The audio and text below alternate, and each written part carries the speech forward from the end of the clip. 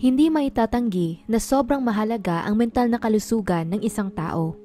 Ang nakakalungkot lang kapag ito ay napapabayaan, maaari itong magdulot ng trahedya kung saan nadadamay paminsan ang ibang mga inosente.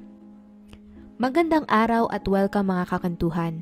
Sa mga taong mahilig sa mga true stories, true crime at kakaibang kwento, please subscribe and turn on ang notification bell para lagi kayong updated sa ating mga video.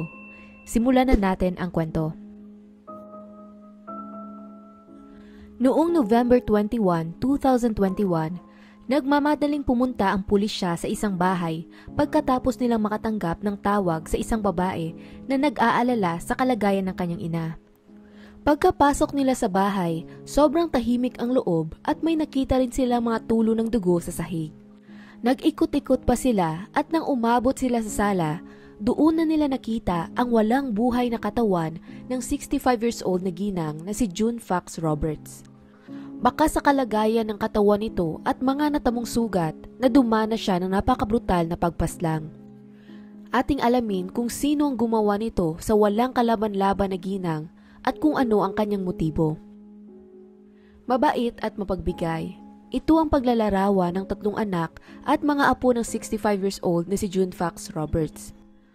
Kasama niyang naninirahan sa bahay ang isa niyang anak dahil may mga sariling pamilya na rin ang dalawa. Nakatira ito sa maliit na bayan ng Llanfwrdd Fondrey na matatagpuan malapit sa Pontypridd sa South Wales at lubos siyang minamahal ng mga tao sa kanilang komunidad. Siya ay ang director ng IT firm na pinagmamay-ari ng kanilang pamilya at siyang may-ari din ng June's Cakes and Shakes Cafe. Dahil dito, sadyang ginagalang siya ng mga karamihan sa kanilang lugar bilang isang magaling na negosyante. Masipag na tao si June na dagdag pa sa 2 negosyong nabanggit, nagmamanage din ito ng isang chicken farm, isang coffee shop, tumutulong sa mga children's school at nagpaparenta ng mga property. Pinapalibutan rin siya ng masayang pagkakaibigan sa mga taong nakilala niya dahil sa pagbiyahe sa iba't ibang dako ng mundo. Para sa kanyang retirement, nagplano itong magpatayo ng pinapangarap niyang simpleng bungalow na may magandang garden at malapad na yard. Doon daw nito balak manirahan hanggang sa huling taon ng kanyang buhay. Sa kabila ng pagiging diborsyado, napuno naman ang buhay niya ng maraming achievements at matitibay na relasyon sa kanyang pamilya at mga kaibigan. Kaya sadyang nakakapagtaka sa lahat kung sinong demonyo ang magtatangkang manakit sa ginang. Dumating ang pulisya sa crime scene mga bandang 2:45 ng hapon at agad silang nagsimula ng investigasyon. Saad pa ng mga officers na nagsagawa nito, iyon daw ang isa sa pinakanakakakilabot at brutal na kaso na kanilang nahawakan. Ang ginang ay pinugutan ng ulo, pinagputol-putol ang kanyang katawan, nilagay ang kanyang mga paa sa mga bags at ikinalat pa sa buong bahay. Mukhang hindi rin nag-ingat ang salarin dahil nagkalat ang kanyang footprint sa pool ng dugo at sa iba pang bahagi ng bahay. May nakita rin silang isang shorts na nakalagay naman sa loob ng isang malaking bag sa unang kwarto na naglalaman din ng kamay ng biktima. Base sa mga nakolekta nilang ebidensya, gumawa ang pulisya ng iniisip nilang nangyari noong gabi ng krimen. Ayon sa kanila, mag-isang nagpapahinga si June sa kanyang bahay nang may pumasok na hindi kilalang tao sa loob sa pamamagitan ng pagdaan sa hindi nakalak na pinto sa harapan. Nang narinig niya ang ingay sa unang palapag, bumaba ito upang inspeksyonin kung anong meron. Doon niya na nakaharap ang estranghero na nakatayo sa hallway. Pagkakita naman ng isa sa kanya, agad siya nitong inatake at hinampas ng paulit-ulit sa ulo na pinapatunayan ng mga defensive wounds na nakita nila sa kanyang mga kamay. Nagpapahiwatig ito na sinubukan niyang protektahan ang sarili at ito rin ang maaaring magpaliwanag sa mga talsik ng dugo sa pader at sa sahig. Ang natamo niyang isang malakas na tama sa kanyang ulo ay ang naging dahilan para mawalan siya ng malay at matumba. Nang nangyari iyon, walang awa siyang tinapakan ng salarin sa kanyang ulo at dibdib. Pagkatapos ng pag-atake, kinaladkad siya nito papunta sa dining area at ipinatong sa ibabaw ng isang tarpaulin. Kinuha niyang palakol na natagpuan niya sa may hardin kanina at gamit iyon, pinagputol-putol niya ang katawan ng ginang pati na rin ang ulo nito. Pinaghiwa-hiwalay niya ang mga kamay at paa nito sa iba't ibang bags bago inilagay sa iba't ibang bahagi ng bahay. Nakita din nilang nagdala ang salarin ng isang chainsaw pero sa hindi malamang dahilan, hindi niya ito ginamit. Ang sa tingin nila, baka masyado itong maingay para gamiting pangputol. Isang nakakabahalang revelasyon pa nang inikot nila ang buong bahay. May nakita silang mga kakagamit lang na pangkulay ng buhok at waribay parang may nag-shave din sa may lababo. Nagpapahiwatig ito na pagkatapos gawin ng salarin ang karumal-dumal na krimen, pumunta siya sa taas para subukang ibahin ang kanyang panlabas na itsura upang mahirapan ng pulisya sa paghahanap sa kanya. Sa isa pang kwarto, mukhang may kinuha rin itong mga damit na pinagmamay-ari ng anak ni June na si Trish. Dahil hindi pa mapangalanan ng suspect ng puntong iyon, nahirapan silang itrace ito. Maliban pa sa katotohanan na sa pagkabrutal ng krimen, siguradong maaaring malagay ang buhay ng publiko sa panganib kapag hindi siya mahuli kaagad. Ang mas nakakatakot pa, kung isa nga itong estranghero na basta na lang pumasok sa bahay ng isang inosenteng biktima, malaki ang posibilidad na uulitin niya rin iyon sa iba. Ginawa ng pulis ang lahat para lang mahanap ang salarin, ngunit wala pa silang hawak na leads ng mga panahong iyon. May isang report lang silang natanggap tungkol sa isang lalaking nawawala sa area na nagngangalang Luke Dilley. Si Luke ay isang binatang humaharap sa isang psychotic crisis na naging dahilan para siya ay ma-admit sa may psychiatric hospital noong March 2019. Nanatili siya doon ng isang buwan lamang at pagkalabas niya, binilinan siya ng prescription ng doktor para sa pag-inom ng antipsychotic medication. Taong 2021, nagpahayag ng pag-alala ang kanyang mga magulang tungkol sa lumalala niyang pag-uugali at insomnia na tumulak sa kanila para humingi na ng tulong mula sa community mental health team. Nagsagawa naman kaagad ng home visit ang isang psychiatrist nila kasama ng isa pang social worker at natuklasan nila mula rin mismo kay Luke na itinigil niya na pala ang pag-inom ng gamot na nireseta ng doktor niya dati. Upang matulungan siya, binigyan nila ito ng supply ng antipsychotic na gamot nang sa gayon hindi na niya kailangang bumili pa sa mga sumunod na linggo. Lumipas ang ilang buwan noong September 2021, nagsimula itong mag-aral sa isang university sa Cardiff at nagpa siyang lumipat sa isang shared student residence sa Rove. Gayunpaman, nagkaroon pa din ito ng problema dahil nahihirapan ang kanyang mga housemates na pakisamahan ng kanyang ugali. Ayon pa sa kanila, madalas daw niyang tinatago ang susi sa ibang kwarto, nagpapatunog ng malakas na musika at sinisira din ito ang mga fire alarm system sa kanilang bahay. Lumala pa daw ang sitwasyon noong November 11, 2021 nang may tinapunan siyang babae ng tubig at sinigawan ito ng kung ano-anong mga nakakainsultong mga salita.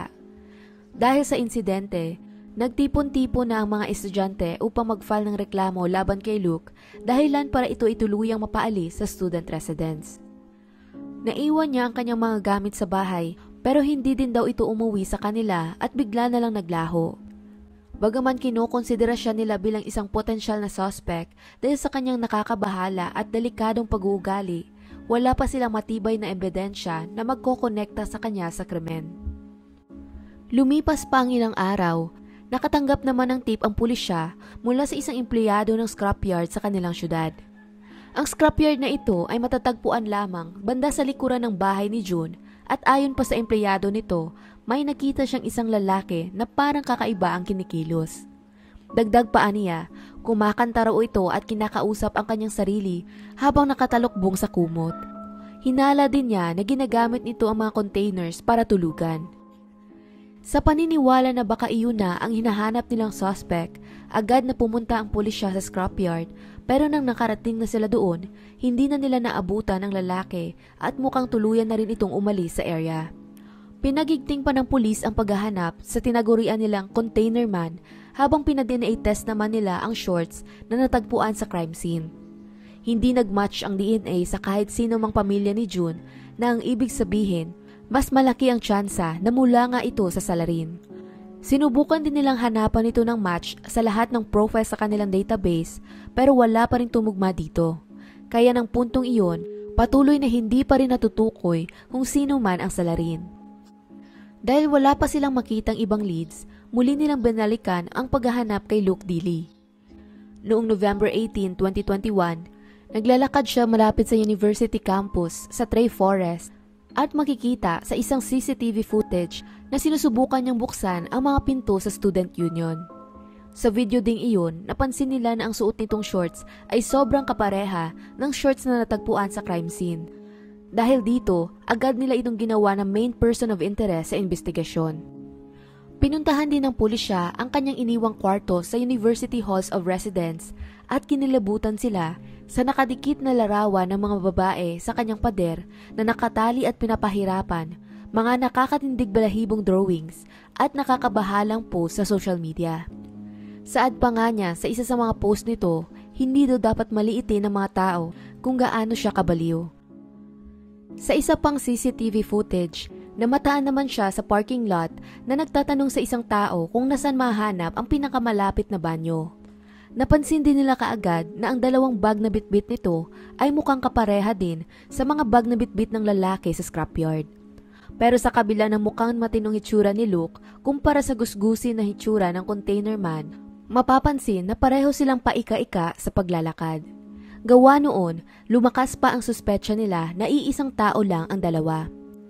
Pagkadiskubre nila ng mga bagong revelasyon, may nakuha pa silang malaking lead sa kaso pagkatapos maikalat ng pulisya ang larawan ni Luke sa mga lokal. Natagpuan nila sa kalapit na bayan ang isang lalaking kumakain sa tabi ng daan na tumutugma sa deskripsyon ng hinahanap na tao ng pulisya. Agad naman nila itong dinakip upang dalhin sa presinto pero noong una, ibang pangalan pa ang ibinigay niya sa mga officer at ayaw niya ring makipag-cooperate sa kanila.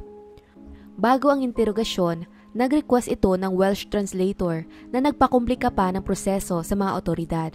Mariin din itong tumanggi sa isang DNA test at umabot pa ng 2 araw bago nila ito nakumbinsing pumayag.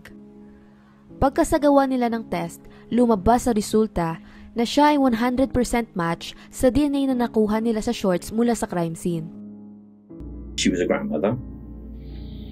She was murdered in a home over the weekend. She's been subjected to a pretty horrific attack. Her head's been cut off, as have both her arms and legs.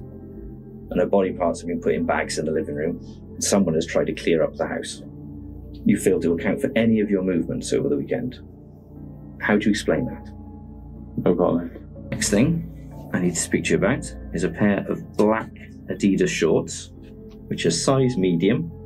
They're in an Asda bag in the living room, and also in that bag is one of June's arms, which has been cut from her body. As I said, those shorts have been forensically examined and your DNA is on them. How can you explain that? No comment. Did you shave your beard, dye your hair, change your clothes in an attempt to get away? No comment. Noong araw ng November 19 at 20, namataan si Luke sa area ng Church Village at Llantwit Fundray. Samantala, nung parehong araw, November 19 din, makikitang hinatid ni June ang kanyang mga anak sa Pony Clan Railway Station dahil may bibisitahin silang kaibigan. Ito ang dahilan kung bakit mag-isa lang siya sa bahay ng buong linggo. Ayon pa sa saraysay ni Luke, noong gabi di umano ng November 21, nakatanggap daw siya ng mensahe mula sa nakakataas na nilalang na kailangan niyang pumatay. Kumbinsido din ito na may mga taong sumusunod sa kanya para siya ay patayin. Madaling araw ng November 21, mga bandang 1:45 ng umaga, nakuha na naman si Luke sa CCTV ng St. Anne's Drive. At kitang-kita doon na pumasok siya sa tahanan ni June Fax Roberts. Full moon ng gabing iyon kaya nakasuot ng parang wolf na outfit si Luke at nakamaskara. Gayunpaman, hindi na nila natagpuan kung saan niya itinapon ang mga ito. Ayon pa kay Luke, pumasok daw siya sa number 49 na bahay dahil ito lang ang may nakaiwang bukas na pintuan. Nang nakita daw siya ni June sa loob, doon na niya walang awang inatake ang ginang. Umalis si Luke sa kanyang university dorm nang walang dala na kahit ano kundi ang suot lamang niyang damit. Kaya pinapaniwalaan nila na nagnanakaw siya ng mga gamit na pwede niyang ibenta kapalit ng pagkain at iyon ang dahilan kung paano siya napunta sa bahay ni June. Ito lang ang natatanging motibo na kanilang naiisip kung ikokonsidera ang mental na estado ng binata. Noong April 28, 2023, humarap si Luke Dilley sa Newport Crown Court at nagplead ng guilty sa kasong manslaughter sa grounds of diminished responsibility. Ayon pa sa salaysay ng kanyang abogado, walang salita ang pwedeng gamitin para mailarawan ng mabuti ang ginawa ni Luke kay June at sa dinulot niyang pasakit sa pamilya at mga kaibigan nito. Nagpalabas naman si Justice Griffith ng imposed hospital order na ang ibig sabihin ay makukulong sa hospital si Luke indefinitely. Paliwanag pa niya, ginawa lang di umano ng binata ang karumal-dumal na bagay na iyon dahil sa kanyang mental illness at wala rin siyang previous convictions. Wala din daw ebidensya na meron siyang malalim na motibo para gawin ang krimen. Sa halip, iniisip daw nito na nakakatanggap siya ng mga mensahe mula sa may taas at sinunod ang mga ito ng hindi pinag-iisipan. Dagdag pa, sa delusyon nitong may mga taong gustong pumatay daw sa kanya. Nagsulat naman ng mahaba at sinserong sulat ang mga magulang ni Luke, nagpapahayag ng kanilang saloobin sa ginawa ng anak at sa pagiging magulang din nito. Humingi sila ng taimtim na paumanhin sa pamilya ni June, nagsasabing ang nangyari ay totoong nakakabahala, nakakagulantang at nakakalungkot. Taos-puso silang humihingi ng patawad, lalo pat ay hindi nila lubos maisip ang pagdadalamhati na kanilang nadarama.